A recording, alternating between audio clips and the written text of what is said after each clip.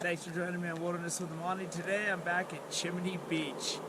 I was gonna hike today, but it's gonna be like 90 degrees in the mountains, and I'm pretty much melting like wax if I try to go out and deal with something like that. So I figured I'd come back to Chimney Beach, try to get a fish to eat or two, and maybe just look at another spot on the shore because that trail extends on a pretty long stretch of shore. So I'll see if I can find a more comfortable spot to fish. I'm dragging my cooler down there, so I got ice. I got something soft to take a nap on. So as far as I'm concerned, this is a luxury trip, and I'm gonna head on down. The last time I was here, it had been a while since I'd fished here the first time. I'd fished here twice, and I didn't remember that there was a trail down to the beach. I went straight down another trail over there, and it was treacherous. And then when I came back, I discovered this, because I go to so many places I forget how to get down to what. I don't know. Does it look inviting down there? Oh, I'm ready to go. It's really nice on this side of the shoreline in Nevada. It's got this steep mountain right behind it that comes really close to the lake. So I'm hoping to be able to get down there, get my lines in the water before the sun's on it, and get at least 1 or 2 good hours when it's not too bright.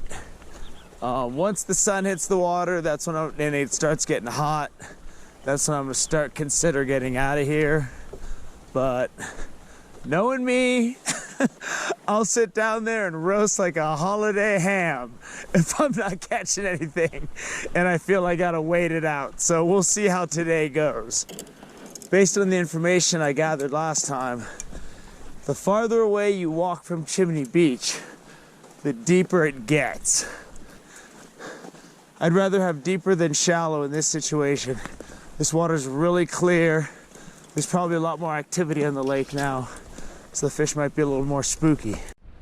So I've gone ahead and put down all of my stuff so I can get over here and scout the area, because you don't want to haul stuff all around on this and then you get down there and you're like, oh great, there's nowhere to fish, and then you got to haul it all back. So spot number 1 looks barely okay. I mean, there's nowhere to really sit, and to get to my pole I'm going to be jumping around on rocks like a goat. So I think I'm going to try to see if I can find something better. This is the point just off to the side. I mean, climbing around this stuff is no picnic. And I could have went to the other spots I've already been to, but I really like to try to always find new spots to fish. You know, because you never know. I always want something fresh. You never know what you might discover. That point looks good if I can figure it out. But it looks promising, as long as I don't fall. All right, I'm gonna try to work with that rock right there. Let's grab my stuff, route it over the top and down, and get settled in. So this is a little treacherous, so what I'm gonna do is make 2 trips. So I always like to keep at least one hand free. And if I ever think I need to, I will just throw my equipment and not even worry about it, because I can buy a new fishing pole a lot easier than I can fix my bone. Fixing bones can be difficult. From what I gather, I've never busted one to date, knock on wood. So I'm in position, and I got my rods in the best spot that I could find to wedge my rod holders in. And just to go into how I rig up for Lake Tahoe. If you go to my fishing tips playlist, you'll see a clip called Rigging Up for Reservoir Trout, or my general strategy for deep reservoir trout. Each of those will show you exactly how I rig up. For Lake Tahoe, I have 2 reels with 8-pound test on it, because there's so many boulders. So I want to make sure that when the fish are taking me under the rocks, I have a chance. I use a 6-pound leader. I use a size 18 treble hook for my power bait, and I use a full inflated crawler. And then what I do is from those demonstration clips where I show you how I rig up, I shorten my night crawler leader a little bit. It's about 3.5 feet, and my power bait's about 4 feet. And then if I'm not catching fish, I'm going to shorten those up a little bit. I forgot my tripod in the car, so my camera's strapped to the cooler right now. And that's just what I'm going to have to do, because I'm not hiking and climbing back up to the car. So we'll see if we can catch some fish today. I hope to get at least one fish to eat for dinner, or for the next couple days if it's big enough. A lot of you might see me drag the cooler down here and say that's a super pain. For me, it's worth it to have ice to keep my fish really fresh that I'm going to keep, and it also keeps my night crawlers really fresh and really lively. Because when the fishing gets tough, the little things make a difference. And then, you know, I need everything I can get going for me in my favor. Check out this plane.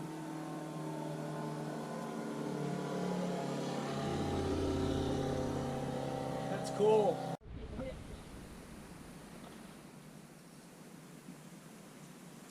There he is. There we go. There we go. I gotta jump down on a rock that's covered with algae to get to the dry rock where I'm gonna be able to land a fish. It's a big shiny rainbow. A 16, 17 incher probably. Maybe bigger, but I gotta keep them out of the rocks. Get the inflated crawler.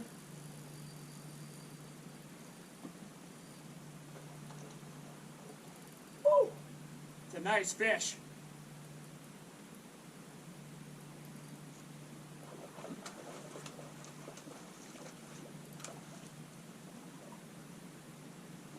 All right. This is where it's going to get really... Oh, he came off! The sun came out. It's going to be... it's hot, and there's a lot of people in the water now. And I have today and I have tomorrow off. So I think what I'm going to do is I'm going to pull the plug early. It's like 9:30 right now. So I'm going to head home. I'm going to take care of a lot of the stuff I was going to do tomorrow afternoon, today, and then I'm going to come back really early tomorrow morning and find a little better of a spot. This spot's kind of tricky because I'm casting out and I'm hitting the bottom, and then I'm putting my rod down, and then I guess the weight rolls off a rock or something and drops like another 15 feet. So I'm having a really hard time hitting the bottom here. It's either super deep or it stops at like 13, and then if you pull on the line, it starts dropping again. So I'm just having too hard a time knowing how deep I'm fishing and what my presentation looks like. So I'm gonna call it early, go home, hike back down tomorrow morning at the crack of dawn, and I'm going to give it another shot. So I'm back. A full hour earlier, I got my lines in the water because I'm not climbing around on those rocks. I didn't want to go back to Chimney Beach because that place turned into an absolute zoo.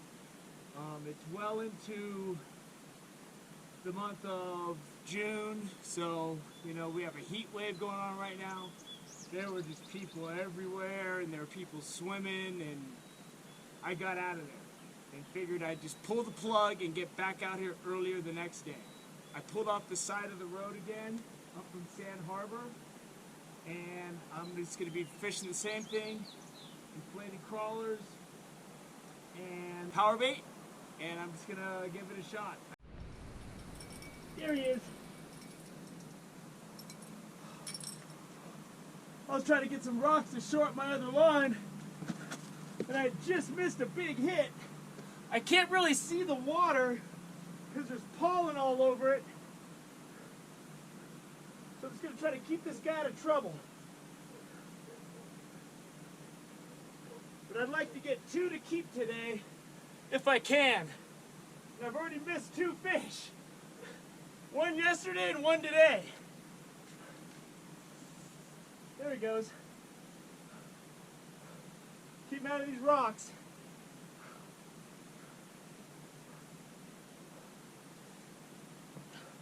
Coming out early again was a good idea.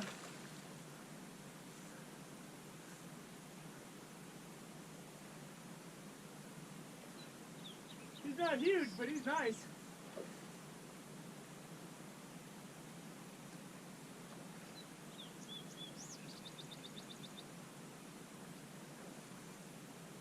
Come on, give it up. I'm seeing rocks out there now under this pollen. This pollen sucks. But I got him. Yeah! That's dinner time, baby! And the hook is barely in the corner of this fish's mouth, but I'm keeping this one. If I get another fish where it's in the corner of its mouth like that, I'll probably let it go. But this guy, he's getting eaten. And there we go. I mean, my experience at Lake Tahoe is you got to get out here before the sun's on the water. And that's when you're going to have your best chance to catch a fish. Every minute counts, so getting out here an hour earlier was a good idea. As soon as I cast it out, I'd moved from that first spot I was at. I got a big hit, and I couldn't get to the pole. The fish just took it, ran, and got off. Hitting that crawler. There we go. So,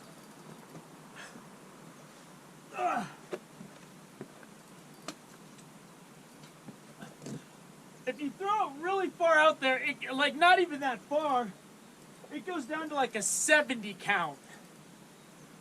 So I'm keeping it in closer.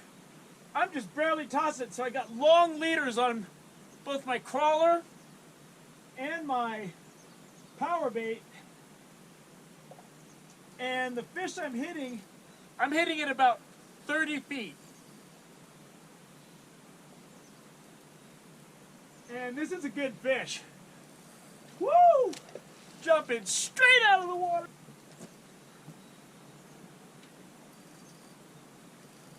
There's a lot of rocks out there.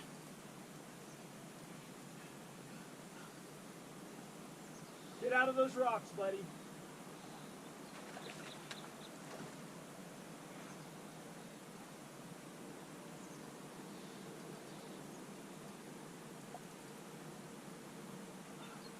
Alright, so this is on the inflated crawler. All of my hits so far have been coming on the power bait. Man, you really got to make sure your drag is set and loose, because these fish are running. And he swallowed it, so I'll be keeping this guy too. Oh, another fat rainbow. So there's my second guy. Nice, another big fat rainbow. Big steaks are coming off of this thing. And this rainbow just coughed up this digested minnow or whatever, small trout that it ate. So I'm gonna fish a little bit longer, and then I'm gonna call it a morning. And there's the lineup. The big one's right at about 21 inches. And the other guy's about a solid 20. Maybe a tad under 20, but he's right around 20.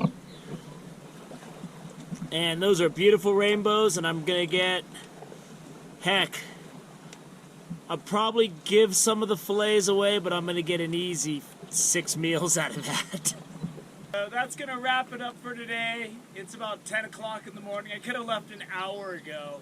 It's getting hot really fast.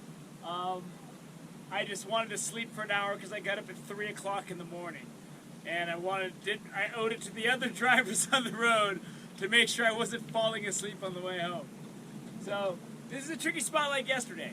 I'd throw it out, not even that far, and it would be super deep. If I put it in too close, it would be 11 to 13 count. If I cast it out medium, it would be like 23 to 30. That's where I was getting the fish. So I got 4 hits at that 23 to 30. Nothing at the shallower end, And I stopped counting at 150. I don't even know. It could have gone to 200. Who knows how deep it is? And it's not that far out. You don't necessarily need the half-ounce sinker to get all the way out there, but you need it to sink fast so that you know how deep the water is you're dealing with, especially if there's wind. So there's the power bait I was using. Just I almost always use this color, just the yellow, green, orange swirl. And this was the Extra Set Chrome Glow. People always ask, so I'm going to show you. And I got one on power bait and one on an inflated crawler. And I either use that or I use the original scent, the cheap stuff. I mean, if you're looking for Mackinac, this is a spot. I mean, the one at Chimney Beach, if you can get out there, there's a super deep drop-off where it just goes and goes and goes. So that's great. I'm going to get tons of meals off those fish. I'm going to fillet them when I get home. And that's going to do it for me. So it's been a great couple of mornings on the out here. I came to this spot because the one yesterday was just too dangerous for me. I didn't want to go in and out, and I had to climb over those rocks, and it was just too deadly. And I didn't want to end up getting a helicopter ride home, so that's just what it was. Thank you for joining me on Wilderness with Amani. Until next time.